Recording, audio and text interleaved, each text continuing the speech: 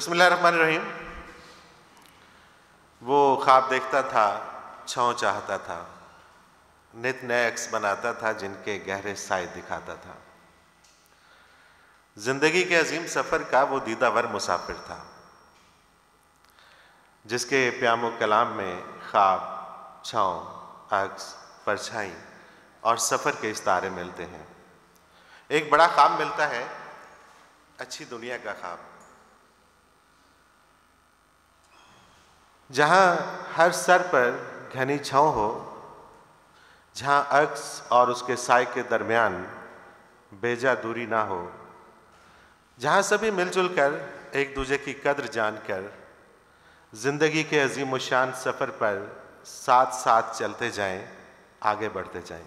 इर्तिका की आरजू को पालने और दिलों में जगाने वाला वो बड़ा आदमी हमा वक्त लिखारी था। वो शायर, ड्रामा निगार और नसर निगार था। उस अजीम आदमी का नाम है अमजद इस्लाम अमजद।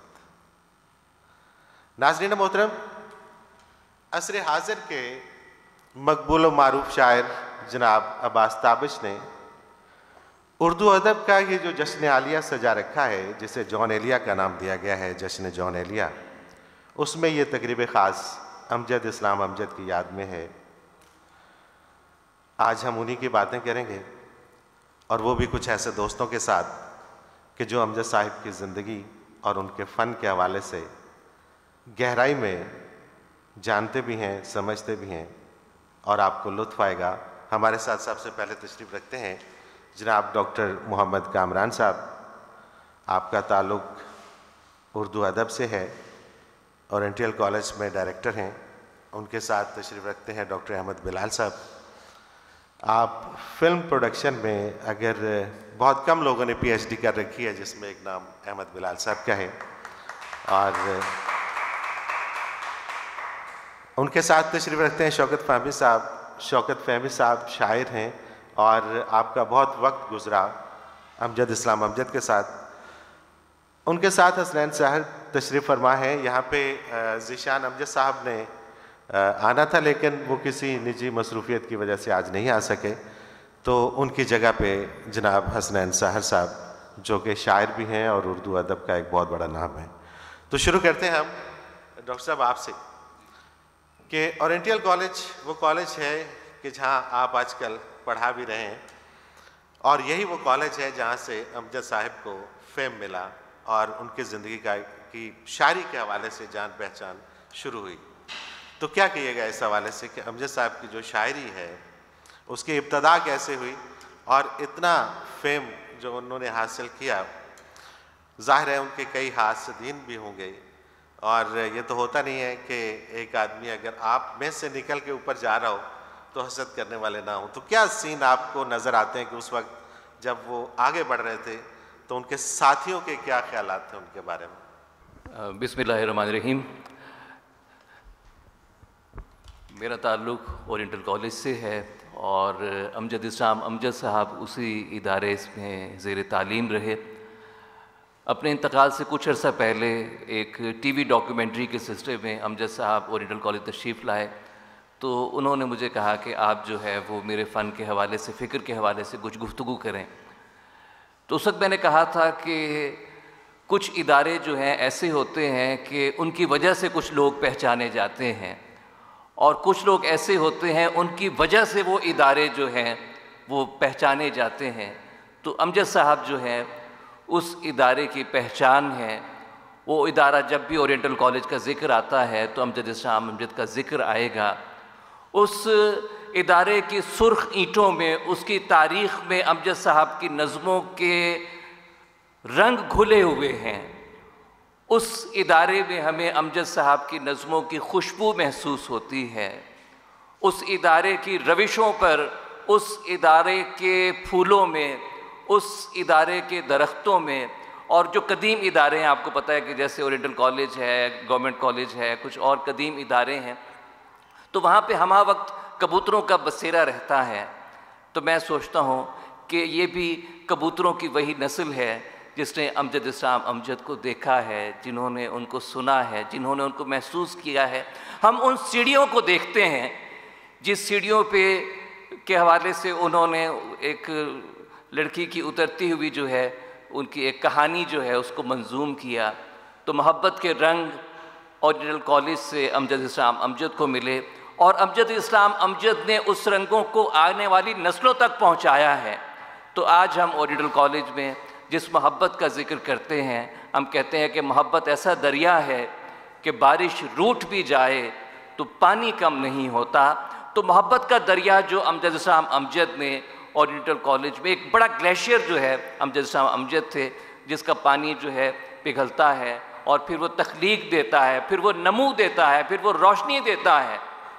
ओरिएंटल कॉलेज से बहुत से लोग ऐसे रहे हैं जो तख्लीककार थे, लेकिन मैं जब पिछले 50 साल पे नज़र डालता हूँ तो मैं देखता हूँ कि ओरिएंटल कॉलेज से और हमारी पूरी अदबी दुनिया में 50 साल में इतना बड़ा और इतना मुतनव्वो, इतना हश्त पहलू, इतना वर्सटाइल तख्लीककार हमने नहीं प्रोड्यूस किया कि जिसने हर शोबे में नाम कमाया। कोई बड़ा अवार्ड नहीं था जो, बल्कि हम ये समझते हैं कि किसी अवार्ड का अमजद इस्लाम अमजद को मिलना उस अवार्ड को एतबार और वक़ार अता करता था।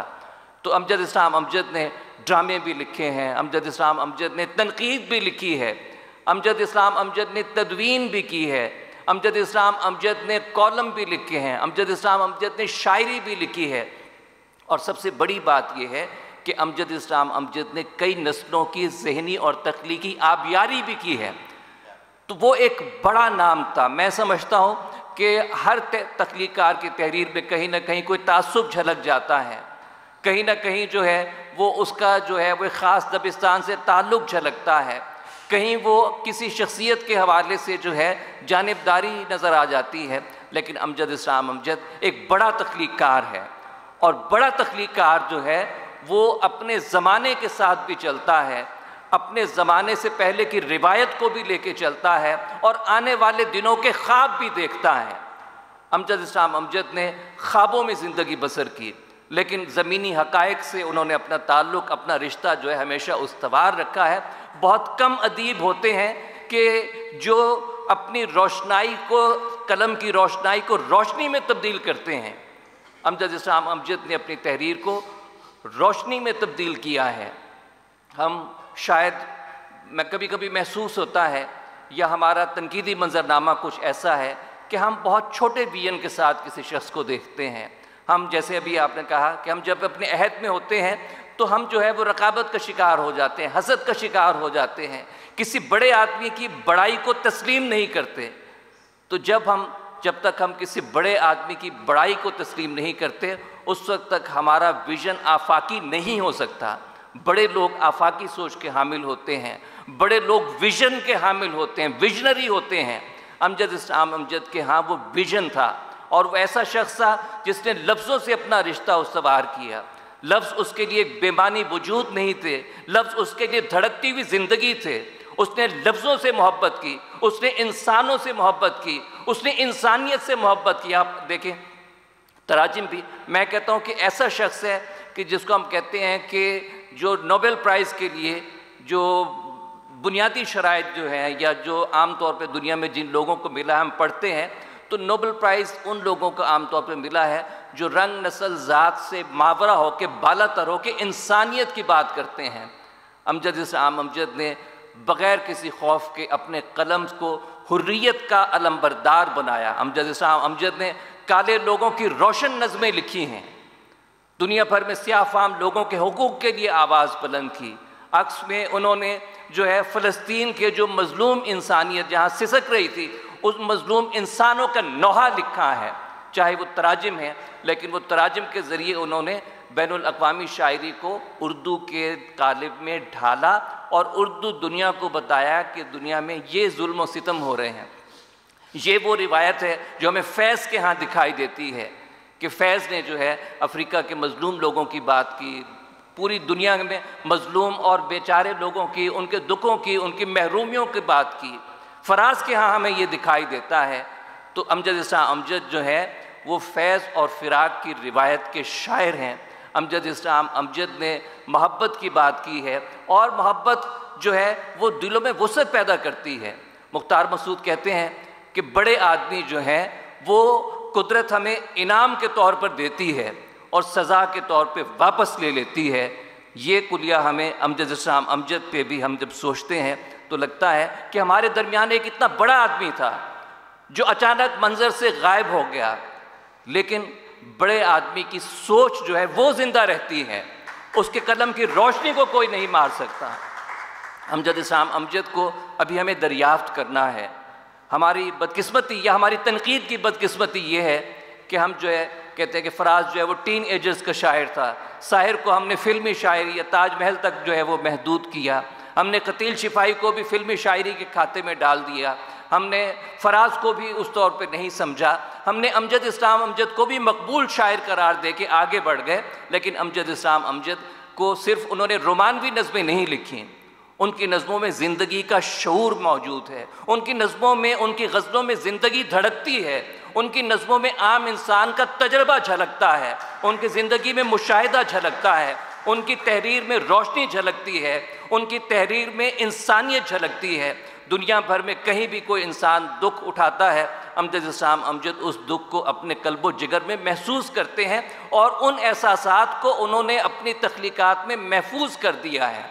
तो ये जो एक बड़े विजन वाला शायर है, जिसके आखिरी वक्त तक जो है कॉलम के ज़रिए, उनकी तहरीरों के ज़रिए, उनके सफ़रनामों, किस किस जहत पे बात करें कि आज की तकरीब जो है उस तरह की रस्मी या रिवायती तनकीदी नशिस्त नहीं, हम एक बड़े आदमी को याद कर रहे हैं। जब हम बड़े आदमी को याद करते हैं तो हमारा अहद भी ज़िंदा हो जाता है, हमारे अहद में जो है एक ताकत पैदा हो जाती है। और मैं समझता हूँ कि ये जो इश्क आबाद जो है, ये जिसके तहत ये आज प्रोग्राम हो रहा है, तो मैं समझता हूँ कि इश्क आबाद अक़वाम मुत्तहिदा की किसी करारदाद की रोशनी में वजूद में आने वाला एक नया देश है, एक नया वतन है, जिसमें कलम से मोहब्बत करने वाले, जिसमें फ़नून लतीफ़ा से मोहब्बत करने वाले, जिसमें आर्ट से मोहब्बत करने वालों को एक प्लेटफॉर्म मिला है। इससे पहले भी बहुत से अदबी मेले हुए हैं, लेकिन मुझे उनको देख के लगता था कि वो एक मनी प्लांट की तरह है। मनी प्लांट ग्रो भी करता है, मनी प्लांट ड्राइंग रूम में खूबसूरत भी लगता है, लेकिन उस मनी प्लांट पे कभी फल नहीं आता। ये वो प्लेटफॉर्म है जो बारआवर होगा, जिस पे फल लगेंगे और जिस पे नस्लों की तरबियत होगी, और उस नस्लों की तरबियत के अमल में हमें अपना किरदार अदा करना है। हम जिस अहद में हैं, जिस दुनिया में मौजूद हैं, हमें छोटे छोटे तासुबात से ऊपर उठकर अमजद इस्लाम अमजद और इन जैसे तख्लीकारों की तहरीरों से रोशनी हासिल करके अपने आने वाले कल को, अपने आने वाले दिनों को रोशन करना है, मुनव्वर करना है। आप सबकी समाअत का बहुत शुक्रिया। बहुत शुक्रिया डॉक्टर साहब। मैं वक्त ज़ाया किए बगैर आगे चलूँगा डॉक्टर अहमद बिलाल साहब की जानिब।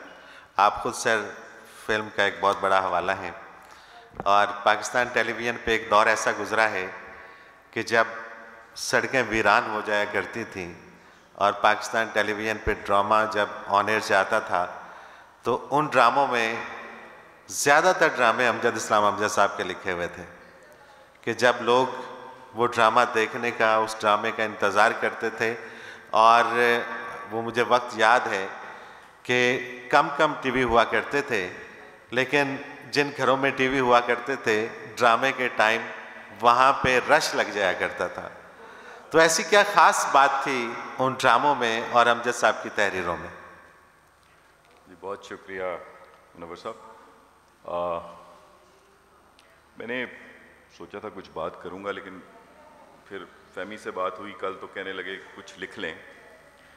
तो जब भी कुछ लिखा मैंने, तो मैंने वो अमजद साहब को हमेशा भेजा। आज भी सुबह जब ये तहरीर मैंने लिखी, तो मैंने जैसे एक इंस्टिंक्टिवली मैंने अमजद साहब को व्हाट्सएप कर दी। And that phase for 5-6 minutes तो मैं उससे बाहर नहीं निकल सका। कोशिश करके फिर बाहर निकल कर यहाँ तक पहुँचे हैं। तो मेरा नहीं ख्याल कि हम उनके लिए थे का सीगा इस्तेमाल कर सकते हैं। थे का सीगा ठीक नहीं है अमजद साहब के लिए। इश्काबाद और अब्बास ताबिश साहब को बहुत मुबारकबाद कि उन्होंने जश्न जॉन एलिया लाहौर में मुनक़िद किया। और जैसे कल हमाद गज़नवी साहब फरमा रहे थे, 80 की दहाई में जॉन साहब के साथ एक गुफ्तगू का हवाला देते हुए वो बता रहे थे कि उन्होंने एक वक्त में, यानी जब जॉन साहब ज़िंदा थे, पाकिस्तान के 5 बड़े शुरा में जॉन को बड़ी मुश्किल से 5वें नंबर पे शामिल किया। और ये लिस्ट पंजाब में बनी थी तो जॉन साहब के लिए भी काबिल कबूल हो गई, क्योंकि 80 की दहाई में हम डिवाइड एंड रूल में ज़िंदा थे, और ये डिवाइड एंड रूल में शायद आज भी हम जिंदा हैं। तो अगर ये लिस्ट कराची में बनी होती तो शायद ऊपर के 10 शोरा में भी एक पंजाब का शायर ना होता। ये 80 की दहाई की बात है। तो जब तक कोई ज़िंदा होता है ना हम उसे नंबर 1 मानते हैं, ना ही उसके एजाज़ में कोई जश्न करते हैं, और अगर कोई जश्न उसकी ज़िंदगी में जारी हो तो ज़िंदगी के बाद ये हालात होते हैं जो इस हॉल के हालात हैं। जॉन साहब जो 1931 में पैदा हुए और 2002 तक इस कुर्रा अर्ज़ पर मौजूद रहे, लेकिन उनके बारे में आज हमें सोशल मीडिया ने बताया कि टॉप ट्रेंड तो जॉन एलिया है, और वक्त एक ऐसा बेरहम पैमाना है कि बड़े को बड़ा मनवा लेता है। तो आज पंजाब या लाहौर का दिल इतना बड़ा हो गया है कि इस लिस्ट में शामिल 5वें शायर के एजाज़ में जश्न जॉन मुनक़्क़द किया गया है, और ये खुश आइन बात है कि हमारा दिल एक दूसरे के लिए ज़रा ओपन हो गया है, और ऐसा हो रहा है और ऐसा होना चाहिए। जश्न जॉन में अमजद इस्लाम अमजद के लिए अदबी बैठक के एक कोने में जगह रखी गई है। मेरा ख्याल है कि अगर यह जश्न जॉन साहब ने ख़ुद किया होता तो यकीनन अमजद साहब के लिए निस्बतन बेहतर जगह और बेहतर वक्त रखा जाता, और इससे ज़्यादा लोग यहाँ मौजूद होते। और अगर जश्न अमजद इस्लाम अमजद मुनक़्क़द किया जाता तो कम से कम जॉन साहब की नशस्त के लिए इससे बड़ा कमरा होता। लेकिन इसलिए ऐसा हो जाता है कि हम जो कहने को किसी भी बड़े आदमी के बहुत करीब होते हैं उसे बिल्कुल भी नहीं जानते, बल्कि हमें पता ही नहीं होता कि वो कौन है। एक फ़िल्म है, जैसे आपने मेरे बारे में कहा कि मैं फ़िल्म से मेरा ताल्लुक़ है, तो एक फ़िल्म है अलाप, इंडियन फ़िल्म है। उसमें एक किरदार है दादा ठाकुर जो फ़न का कदरदान है, और एक किरदार है तलोकी प्रसाद। तो एक किरदार है तलोकी प्रसाद और एक किरदार है दादा ठाकुर। तलोकी प्रसाद को ये भी मालूम नहीं है कि उसका अपना बेटा कितना बड़ा गुलकार है। दादा ठाकुर जो कि जब तलोकी प्रसाद से मिलता है तो कम से कम 20 बार ये बात दोहराता है कि तलोकी प्रसाद तुम्हें पता ही नहीं कि तुमने क्या खोया। आज मैं जश्न जॉन में बैठा सोच रहा हूँ कि हम सब तलोकी प्रसाद हैं जिन्हें पता ही नहीं कि उन्होंने जॉन या फराज या नदीम या खालिद अहमद या फैज़ या कासमी साहब या शुएब हाशमी या आसमा जहांगीर या मुन्नू भाई या कमाल अहमद रिजवी या अतरशा खान या अमजद इस्लाम अमजद की शक्ल में क्या पाया था जो आज खो गया है। एक वक्त आएगा इंशाल्लाह जब सोशल मीडिया का टॉप ट्रेंड हमें बताएगा कि हमने कुछ खो दिया है, लेकिन हमने क्या खोया ये हमें ना कल पता था, ना आज पता है, और ना ही कल पता होगा। और अगर कुछ खो ही गया है तो फिर हमें कैसे रिएक्ट करना चाहिए, हमें क्या करना चाहिए, माशरा कैसे रिएक्ट करे। ये एक ऐसा सवाल है जिसके जवाब में पोस्ट कलोनियल माशरे ना सिर्फ खामोश हैं बल्कि ऐसा महसूस होता है कि सुन हो गए हैं। और इन माशरों को कुछ बोलना पड़ ही जाए तो ज़्यादा से ज़्यादा ये कहते हैं कि नाश्ते में जो खाया वो पाया और मीठे में जो आया वो खोया। मैं जब इस कमरे में इस तकरीब को देखता हूँ तो समझ जाता हूँ कि हमने अमजद इस्लाम अमजद को सिर्फ अगर कभी मेरी याद आए तक कुछ समझ लिया है। यानी नौजवानी का अमजद इस्लाम अमजद रोमानवी शायर के तौर पर मशहूर हो गया और अदबी बैठकों तक आ पहुँचा था। बाद में या उसके अलावा उसने क्या कुछ किया उसका हमें कुछ इल्म नहीं। हम नहीं जानते कि अमजद साहब ने वारिस के इंतसाब में लिखा पाकिस्तान के उस ख्वाब के नाम जो हम सब में अपनी ताबीरें ढूंढ रहा है। हम नहीं जानते कि जहाँ हैं हम भी एक नज़्म है, जहाँ हैं हम दीन की तालीम पीछे और उस मस्जिद का मसलक आगे आगे रहता है। नबी सल्लल्लाहु अलैहि वसल्लम के पाक मंबर से दुआ और इल्तिजा की एक मुसलसल गड़गड़ाहट के सिवा कुछ भी नहीं सुनाई देता कि सारे मसलकों को गैर मुल्कों से मिले चंदे और उनकी बेसमर कज बहसियों ने घेर रखा है। अमल और इल्म दोनों को ये शायद दीन से बाहर समझते हैं। लेकिन हम जानते हैं कि अमजद इस्लाम अमजद एक शायर, एक मुफक्कर, एक दानिश्वर, एक मुतरज्जम, नक्काद और कॉलम निगार होने के साथ साथ पाकिस्तान के सबसे मशहूर ड्रामा निगार हैं। उनके लिखे खेलों ने गलियां सुनसान कर दी, उन्हें शोहरत के आसमान तक पहुंचा दिया और पाकिस्तान का वन एंड ओनली बना दिया। इस तरह गलियां सुनसान कर देने, शोहरत के आसमान पर चमकने और वन एंड ओनली हो जाने की एक कीमत होती है जो आप ना भी चाहें तो आपको चुकाना पड़ती है। बकौल अहमद नदीम कासमी साहब, सेंटर स्टेज पर रहने वाले को तनकीद का निशाना ना बनाया जाए तो फिर किसे तनकीद का निशाना बनाया जाए। चुनाचे एक तरफ तो हम इस कमरे में हैं और दूसरी तरफ हमें साइकिल पर जाता वो आदमी नज़र आता है जो अमजद इस्लाम अमजद को देख कर रुकता है और सैल्यूट मार कर कहता है, खादम गए तेरे। या पिंडी शहर का नौजवान जब एक आम रागीर से नसीम हिजाजी की गली में खड़ा होकर नसीम हिजाजी के घर का पता पूछता है तो वो सवाल करता है, कौन जिन्हें वारिस लिखे है। या लाहौर शहर का वो अहमद बिलाल जिसके लिए अमजद इस्लाम अमजद एक मशलेरा बन गए और वो उनसे थिएटर स्क्रिप्ट के सवाल करता करता पीएचडी के लिए यूके जाने को तैयार हो गया और फिर पीएचडी के 4 साल उनका बदस्तूर राब्ता और रहनुमाई, यानी अगर अमजद इस्लाम अमजद ना होते तो कम से कम अहमद बिलाल की पीएचडी मुकम्मल ना होती। तो इस लिहाज से एक चीज़ जो ने तमाम लिखने वाले, तमाम शायरों, तमाम अदीबों, तमाम कॉलम निगारों, तमाम लिखने वालों से मुमताज़ कर देती है, वो है उनके अंदर का एक उस्ताद जो अपने से नीचे, अपने से छोटे, अपने से कमतर के लिए हाथ बढ़ाकर खड़ा है। वो अपने आप को शागिर्द की सतह पर ले आते हैं और अपने इल्म के अजीम तर ख़जानों के दरवाजे शागिर्दों पर इस तरह से खोल देते हैं कि कोई भी चीज़ मुश्किल न लगे और ख़ुद करके दिखा देते हैं, हाथ पकड़ कर सिखा देते हैं और अपने शागिर्द को तरक्की करता देख कर बग़ैर किसी वजह के उसकी खुशी में खुश हो जाते हैं। मेरे पास स्क्रिप्ट लिखने या थिएटर के हवाले से बेशुमार वाक़यात हैं, लेकिन अमजद इस्लाम अमजद माजी के नहीं लम्हा मौजूद के फ़ैन हैं। वो नए ज़माने और नई सोच के इंसान हैं। उनके लिए वो इतना अहम नहीं जो हमने कल किया था, उनके लिए जो आज हो रहा है वो ज़्यादा अहमियत का हामिल है। और हम सब जानते हैं कि वो अपने बिस्तर पर लेटने तक काम में लगे रहते और आखिरी दिन भी लगे रहे थे। तो आखिरी बात जो मेरी उनसे हुई 9 फरवरी को, उसका मौजू रिसर्च रहा। हमने मिलकर नेशनल रिसर्च ग्रांट का एक प्रोजेक्ट बनाया जो हमने जीता। और वो प्रोजेक्ट क्या है, आज के दौर में OTT, नेटफ्लिक्स जैसे नेटवर्क्स के लिए सीरियल लिखने के अंदाज में जो तब्दीली आई है, ये रिसर्च उसके बारे में है। कैसे कोई स्क्रिप्ट अपने नाजरीन को बिंज वॉचिंग पर मजबूर कर देता है और बहुत कुछ। तो अमजद साहब रिसर्च से जुड़े और post graduate research centre of creative arts जिसका मैं डायरेक्टर हूँ, 2023 में यहाँ PhD का पहला सेशन शुरू हुआ और उसकी पहली असाइनमेंट हमने, कैसी अजीब और हसीन बात है कि इस असाइनमेंट को हमने उस्ताद मोहतरम अमजद इस्लाम अमजद के साथ मिलकर ही सोचा और प्लान किया। उनसे बात हो रही थी कि आर्ट एंड डिज़ाइन में रिसर्च या तो किसी थ्योरी को आर्ट पर लागू करने या किसी आर्ट से किसी थ्योरी तक पहुँचने का अमल है। तो इस अमल को अपनी सोसाइटी से जोड़ने, ज़्यादा बामकसद रिसर्च की रवायत को मज़ीद मुस्तहकम करने के लिए क्या किया जाए, क्योंकि हम जैसे माशरों में भी रिसर्च की अहमियत को इस तरह से समझा नहीं जा रहा। तो उन्होंने ही कुछ रहनुमाई फरमाई कि हमारे अदब से जोड़कर या शायरी के तसव्वुरात में से कोई आर्ट जन्म ले। और इस सिलसिले में एक बुनियादी एक्सरसाइज तो यही बनती है कि किसी भी आइडिया या आइडियोलॉजी की अमली सूरत में तस्सीम किया जाए। तो ये एक बुनियादी अमल है और इस अमल को हमने हरूफ अमजद का नाम दिया, जो हरूफ अबजद से मिलता जुलता है, क्योंकि इन सब PhD के तालिब इल्मों के लिए हरूफ अमजद ही असल में रिसर्च की दुनिया में उनके लिए हरूफ अबजद बन गए। मैंने उस्ताद मोहतरम अमजद इस्लाम अमजद को PhD के दौरान UK से कई ख़त भी लिखे।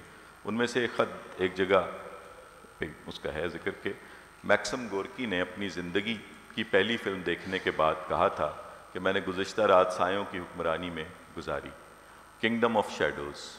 ये बात सच है कि रोशनी से बने ज़िंदगी के ये साए असल ज़िंदगी से ना सिर्फ बड़े होते हैं बल्कि अपने देखने वालों पर हुकूमत ही कर रहे होते हैं और देखने वाले मासूम रियाया की तरह उन्हें देखते हैं। 80 की दहाई के नौजवान, जिन्हें अमेरिका बहादुर जनरेशन X कहता है, सियासी और माशी महाज पर जहाँ कुछ हार्ड लक का शिकार रहे, वहीं वो खुशकिस्मत भी थे कि उन्हें जिन सायों ने ख्वाब देखने सिखाए, ख्वाहिशों की तकमील के रास्ते समझाए और रंग रोशनी और आवाज़ के सहर में गिरफ़्तार किया, उन सायों के पीछे अमजद इस्लाम अमजद जैसे कलमकार थे जिन्होंने उन्हें दुनिया से कटने नहीं दिया और इल्म व आगाही का एक सफ़र जारी रखा।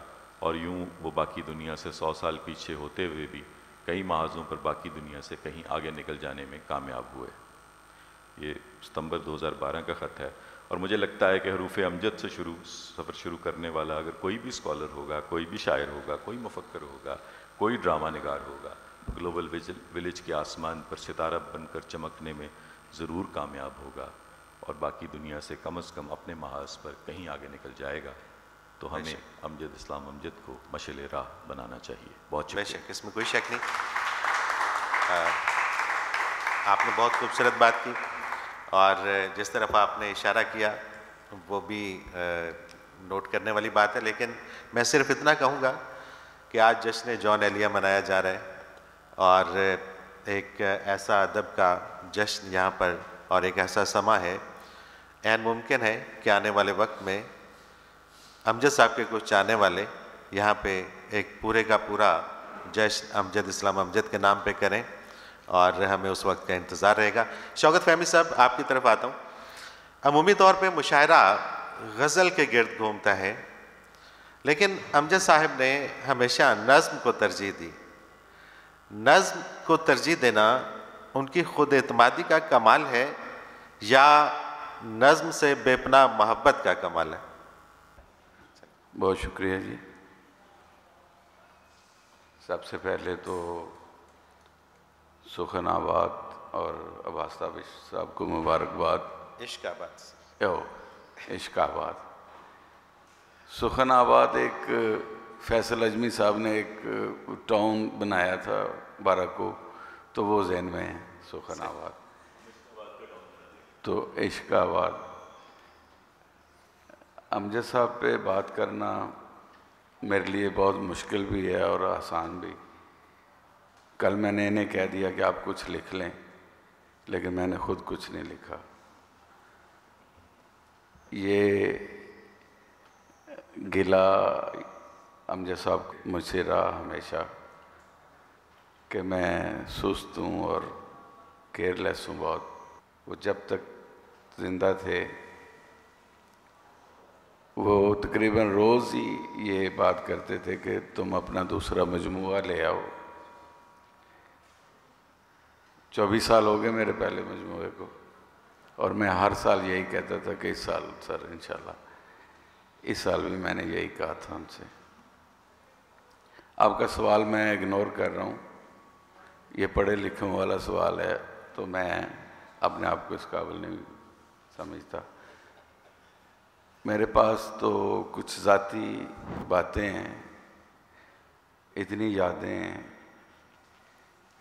कि मैं कुछ भी, कल मैंने कोशिश की कि मैं नोट्स ले लूँ, एक बात लिखने बैठता हूँ तो फिर एक बेपनाह हजूम यादों का।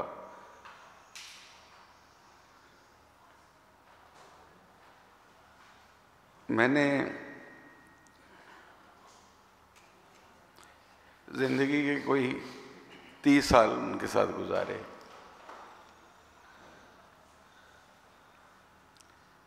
मुझे पता था कि मैं बात नहीं कर पाऊंगा और इन 30 सालों में शायद ही कोई दिन ऐसा हो कि मेरा उनसे रब्ता ना रहा, फ़ोन पे या मुलाकात। मैं अमेरिका में 25 साल रहा तो मुझे वापस लाने वाले भी वही थे। DHA में रहते थे तो उन्होंने कहा कि यार यहीं के नज़दीक ही आज मुलाकात होती रहेगी और हम रोज़ मिलते थे। शाम को उनका फ़ोन आता कभी कि यार आ तेनू कॉफ़ी ना पिलावा। यमी 36 था DHA में, तो वहाँ हम बैठते थे। तो मैं पूछता था आज किस खुशी में, तो कभी मैच चल रहा होता तो कहते थे कि मैच जीतन की खुशी च। मैं सर मैच तो हले मुक्या नहीं, ये हार गए थे। कहते तो आजा गम च पी लांगे। तो इस तरह हम रोज़ बैठते थे। कभी कोई ज़िंदगी में ऐसा मौका नहीं आया, परेशानियाँ आती हैं, प्रॉब्लम्स आते हैं, कोई भी मसला होता था तो मैं फ़ोन उठाता था और उन्हें फ़ोन कर लेता, तो ऐसे लगता था वो मसला पैदा ही नहीं हुआ। वो इतना आसानी से हर चीज़ का हल बता देते थे। ज़िंदगी मैंने उनसे शायरी तो ज़ाहिर है सीखी, मैंने उनसे ज़िंदगी करना सीखा कि ज़िंदगी कैसे गुजारते हैं। शायरी मैंने उनसे जो उन्होंने लिखा उससे नहीं सीखी। मेरे पास उनके मसवदे पड़े हैं जो किताब छपने के लिए भेजते थे। वो कांट चांट जो भी वो काटते थे, वो बुलंदे मेरे पास पड़े हैं मसवदे सारे। और मैं अब भी देखता हूँ कभी उठा के, मैं ये नहीं देखता कि इन्होंने क्या लिखा है, मैं ये देखता हूँ कि इन्होंने काटा क्या है और क्यों काटा है। मैंने उससे सीखा कि क्या चीज़ नहीं कहनी, क्या चीज़ नहीं लिखनी। जब आप वो काटते जाएं कि जो नहीं कहना तो खुद ब खुद एक अच्छी चीज़ जो है वो सामने आ जाती है। तो ये मैंने उनसे सीखा। ज़िंदगी में बहुत से बड़े लोगों से मुलाकात हुई। वो खुद इतने बड़े आदमी थे कि उन्होंने कभी एहसास नहीं होने दिया। और ये कहा जाता है कि हर बड़े आदमी की ये खूबी है कि वो अपनी मौजूदगी में अपने बड़ेपन का एहसास नहीं होने देता। आप सब गवाह हैं, कम बेश सब लोग ही मिले होंगे। जब भी कभी उनसे मिले, मुलाकात हुई, कभी उन्होंने एहसास नहीं होने दिया कि वो आपको जानते नहीं हैं या कोई।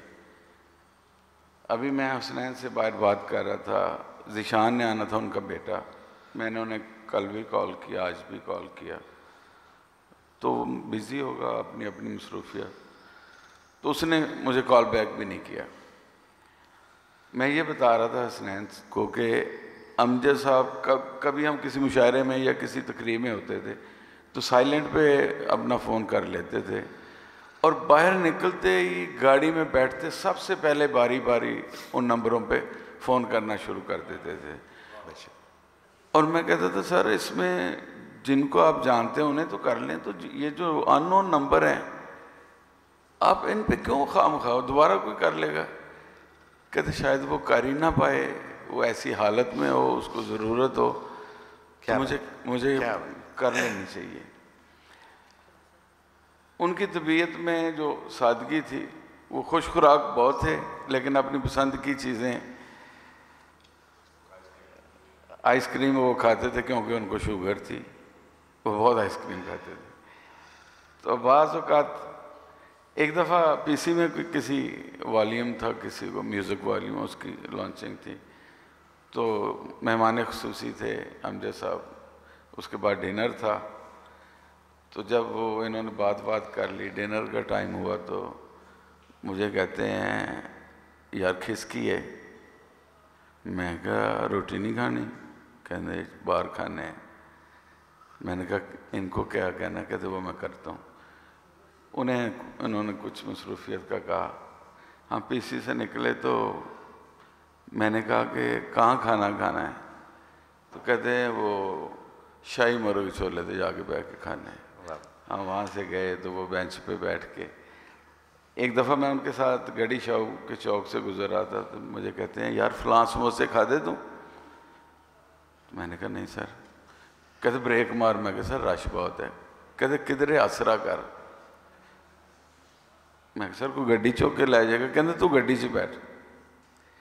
मैंने थोड़ी सी निस्बतन खाली जगह पे गाड़ी खड़ी की, तो कुछ मेरे बात करने से पहले ही उन्होंने दरवाज़ा खोला और ट्रैफिक में बचते बचाते वो गए दूसरी तरफ, और 2 प्लेटें समोसों की ट्रैफिक में ऐसे उठा के तो वो आ रहे। मैं कहा सर खुदा दा ना ਇਹ ਤੁਹਾਡਾ ਮਹੱਲਾ ਹੈ ਗੜੀ ਸ਼ਾਹੂ, ਤੁਹਾਨੂੰ पूरा पाकिस्तान पहचानता, तुम ये की कर। कहते खैर है यार, है मौज नहीं। इस बात का खासा था, और चूंकि हमारे पास वक्त अब बहुत शुक्रिया जी। तो मैं अब हसनैन साहब से, आपने वैसे जानबूझ के इग्नोर किया उस सवाल को। आप खुद बहुत बड़ा हवाला है गज़ल का और शायरी का। दुनिया में जहाँ जहाँ भी उर्दू समझी जाती है, बोली जाती है, उनमें शौकत फ़हमी का नाम तो सर फहरिस्त होता है। हसनैन साहब वही सवाल आप पे शिफ्ट हो गया। जी हुजूर, उसका जवाब मैं आपको एक मुख्तसरन दे देता हूँ कि वो इसलिए कॉन्फिडेंट थे अपनी नज़म के हवाले से और मुशायरे में सुनाने के हवाले से, क्योंकि जो उनकी लिरिकल क्वालिटी है उनकी नज़मों में, वो इस कदर भरपूर होती थी कि वो जो एक नज़म की एक यबूसत या भारीपन होता है वो उनकी नज़मों में नहीं होता था। वो उसको इस यानी कि जो उसके सौती तरतीब होती थी नज़मों की, वो इस तरह बनाते थे कि वो नज़म सुनते सुनते गज़ल की तरह ही आपके दिल में उतरती चली जाती थी।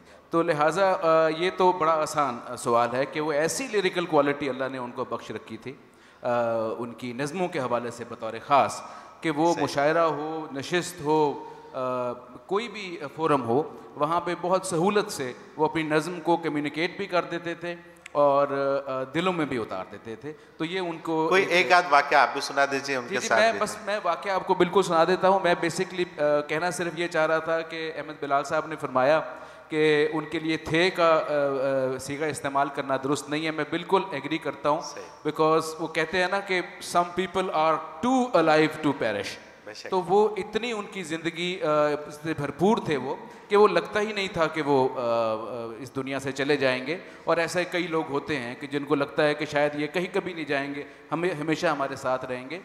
मेरी उनसे मुलाकातें आप यकीन नहीं करेंगे कि शायद 10 हैं या 12 हैं, लेकिन इसके बावजूद जब उनसे मुलाकात हो नहीं, उन्होंने फ़र्स्ट नेम बुलाना, पार्टनर, यार क्या हो रहा है फलाना, कि कुछ लोग उमूमन आ जाते थे, कह रहे यार ज़रा फ़लानी बात अमजद साहब से कर दीजिए, ये काम करा दीजिए।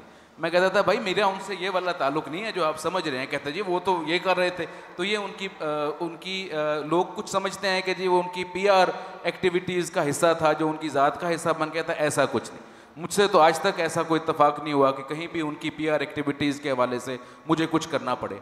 लेकिन जो 10-12 मुलाकातें हुई हैं उसमें ऐसी उन्होंने शफ़क़त किया है कि ये उनकी ज़िंदगी, उनके ज़िंदा होने का बेसिकली सबूत है। मैं यहाँ पे इस फोरम को इस्तेमाल करते हुए सिर्फ इतना कहना चाहूँगा कि जो उनका सेलिब्रिटी स्टेटस है, एज अ पोइट है, एज अ प्ले राइट है, एज अ कॉलमिस्ट है, एज अ लिरिसिस्ट है, यानी जो सेलिब्रिटी लाइफ उन्होंने गुजारी है, बहुत भरपूर ज़िंदगी गुजारी है। और पाकिस्तान दुरुस्त फरमाया, एक एक बच्चा उनको जानता है। लेकिन इस सेलिब्रिटी स्टेटस में एक चीज़ हम एक कौम की हैसियत से इग्नोर कर गए हैं, और वो ये है कि वो एक इंतहाई हाईली इंटेलेक्चुअल पर्सनैलिटी थे। उनके इंटेलेक्ट के ऊपर बात नहीं होती है। मैं उम्मीद करूँगा कि अब वो पर्दा फरमा गए हैं, तो जितने लोग उनके बहुत करीब थे वो उनकी जो पर्सनल महफिल में गुफ्तगू होती थी, उस गुफ्तगू को भी अहाता तहरीर में लाएँ, ताकि लोगों को पता चल सके कि ये सिर्फ एक सेलिब्रिटी पोइट, एक सेलिब्रिटी प्ले राइट नहीं था, ये एक बहुत बड़ा इंटेलेक्चुअल था। और अगर इनकी सोचों और जो इनके अफकार हैं वो पब्लिक हो जाएं तो हमारा बहुत फ़ायदा हो सकता है। आपने वाक़े का जिक्र किया, मैं बस जल्द अज जल्द ये वाक़या भी बयान कर देता हूँ कि किसी निजी महफिल में बैठे हुए थे। वहाँ हम लोगों का एक अमूमी मिजाज है कि हम लोग मोहब्बत कम करते हैं, नफ़रत ज़्यादा करते हैं, बहाने तलाश करते हैं कि किससे नफ़रत की जाए। तो इसी तरह जो हमारे एक सोसाइटी का सेक्शन है वो मौलवियों वगैरह के ऊपर भी बहुत यानी नफ़रत की हद तक हम कहते हैं मौलवी, हमने एक ऐसा लफ्ज़ मौलवी ले लिया है कि जिससे लगता है कि जिस तरह ये कोई आउटकास्ट है, इसको अपनी सोसाइटी से बाहर निकाल देना चाहिए। तो अगर आपने किसी से नफ़रत करनी भी है, रिएक्शन देना भी है, उसके पीछे रीजंस होने चाहिए। We do it for the wrong reasons unfortunately. तो यही बहस कहीं हो रही थी और अमजद साहब भी बैठे थे। हालांकि अमजद साहब कोई बहुत राइट के आदमी नहीं हैं, वो बड़े सेकुलर आदमी थे। तो लेकिन उन्होंने एक ऐसी बात की कि कम से कम मेरे जहन का एक ऐसा दरीचा खुला, और मैं चाहूँगा कि अगर मैं ये वाक़या बयान करूँ तो उम्मीद है कि सब, ख़ास तौर पर जो नौजवान बैठे हैं और जो अपनी मुखालफतों में उस पे रीज़न्स पे, उसकी वजूहात पे गौर किए बग़ैर आगे बढ़ जाते हैं। आप अमजद साहब का ये वाक़या सुन लें, आपके बहुत से कॉन्सेप्ट्स क्लियर हो जाएंगे। एक निजी महफिल थी, यही बात हो रही थी कि जी ये मौलवियों को पाकिस्तान में रहने का क्या हक़ है, इन्होंने तो पाकिस्तान की मुखालफत की थी। और देखें, अमन का जब पैगाम पहुंचाना होता है ना, एक तो इस्लाह मुसल्लह होता है, ये यार ना करो भाई ना करो, ये नहीं अच्छी बात नहीं है, चलो सब मिल जाओ, एक ये तरीक़ाकार होता है जो गली मोहल्ले के बुज़ुर्गों का आम तरीक़ाकार होता है। इसको इंटेलेक्चुअली एड्रेस करना चाहिए। और अमजद साहब ने वहाँ पे फरमाया कि देखो यार मेरी बात सुनो, 4 भाई हैं जो कि गढ़ी शाहू में रहते हैं। अब वो 4 भाई हैं, इकट्ठे रहना चाहते हैं, उनकी काफ़ी बड़ी फैमिली हो गई है, उनकी हवेली छोटी पड़ गई है, तो अब वो ये चाहते हैं कि कहीं मूव हो जाया जाए। तो एक भाई कहता है कि यार बेदिया रोड पे चले जाते हैं, एक भाई कहता है नहीं जी मॉडल टाउन एक अच्छी जगह, यहाँ चले जाते हैं, एक भाई कहता है नहीं नहीं डिफेंस की लिविंग बेस्ट है, एक भाई कहता है नहीं जी ये इधर ही गढ़ी शाहू हमारी हवेली है, यहीं रह लेते हैं। तो ये 4 भाई हैं और चारों के मुख्तलिफ आरा हैं। उसके बाद होता ये है कि चारों भाई मिलकर एक फ़ैसला हो जाता है कि बिलफर्ज भाई मॉडल टाउन में जाना है। तो अब जब मॉडल टाउन में शिफ्ट हो जाते हैं तो क्या वो भाई जो मॉडल टाउन की मुखालफत कर रहा था और कह रहा था कि हमें बेदिया में एक बड़ा फार्म हाउस बना लेना चाहिए, क्या उसको आप बाहर निकाल देंगे? क्या उसको आप ये कहेंगे कि नहीं भाई तुम्हें यहाँ रहने का हक हासिल नहीं है, तुमने तो मुखालफत की थी मॉडल टाउन की, तो लिहाजा तुम यहाँ क्यों रह रहे हो? तो ये देखिए ये पैगाम है जब आपकी इंटेलेक्चुअल प्रोग्रेस जो है वो एक मुदल्लल अंदाज में सामने आता है ना, तो उसका बहुत आउटरीच जो है बहुत ज़्यादा बढ़ जाती है। तो मैं ये समझता हूँ कि हम सबको ये चाहिए, मेरी बहुत कम मुलाकातें रही है, मेरी बदकिस्मती है, मैं फिर वही कहूँगा ही वॉज टू अलाइव, इतने अलाइव कि मुझे कभी ये लगा ही नहीं कि असूली तौर पे जितनी वो मोहब्बत शफकत करते थे, मुझे उनके पास बहुत जाके उनके कदमों में बैठ जाना चाहिए था। वैसे भी भला हो सोशल मीडिया का कि आज हम जब देख रहे होते हैं सामने तो ये गुमा भी नहीं होता कि ये साहिब हमारे दरमियान मौजूद नहीं है। बहुत शुक्रिया हसनैन साहब और शौकत उम्मीद है फहमी कि ये साहब अमजद साहब के जो पैगामात हैं वो हम सब मिलकर कहीं मुदव्वन कर सकें और अपने माशरे को। टाइम खत्म हो रहा है, फिर किसी वक्त। बहुत शुक्रिया, बहुत शुक्रिया हसनैन साहब बहुत शुक्रिया, शौकत फहमी साहब बहुत शुक्रिया, और डॉक्टर अहमद बिलाल साहब, कामरान साहब बहुत शुक्रिया, आपने वक्त दिया। चूँकि अमजद इस्लाम अमजद साहब एक ऐसी शख्सियत हैं कि उनके ऊपर अगर हम ये तीनों दिन भी बात करते रहें तो वक्त ख़त्म हो जाएगा, लेकिन बातें ख़त्म नहीं होगी। यही बड़े आदमी का खासा होता है। और आखिर में सिर्फ इतना कहूँगा कि अदब ज़िंदा, ज़िंदा इंसान। इसके साथ ही मुनव्वरती को इजाज़त। अल्लाह निगहबान।